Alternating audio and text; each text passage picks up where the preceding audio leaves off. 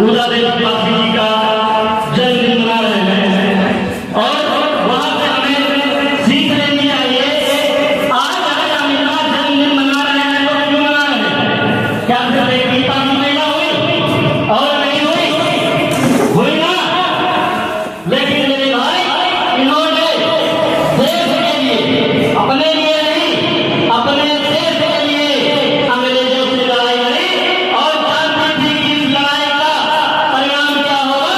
तो परिणाम होगा सिर्फ मौत, मौत मिलेगी। लेकिन फिर भी वो लड़ी, इसलिए आज हम इनका जन्मदिन मना रहे हैं। लेकिन आज ये जन्मदिन है, मना लिया, खत्म कर दिया, फिर एक साल बाद आएगा, फिर हम जन्मदिन मनाएंगे। जन्मदिन मनाने से ही इनका जो बलिदान हुआ है, क्या वो बलिदान सफल हो जाएगा? बताइए, क्या बलिदान सफल हो जाएगा? बलिदान सफल नहीं होगा मेरे भाई।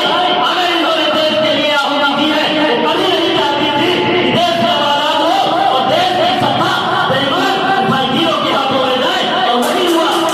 हुआ कि नहीं हुआ बताओ? जब से देश आजाद हुआ, दलालों, मक्कारों और डाकुओं के हाथ में सत्ता चली गई। परिणाम क्या निकला? देखिए देश में क्या हो रहा है। न बेटी सुरक्षित, न बेटा सुरक्षित, कोई नहीं सुरक्षित।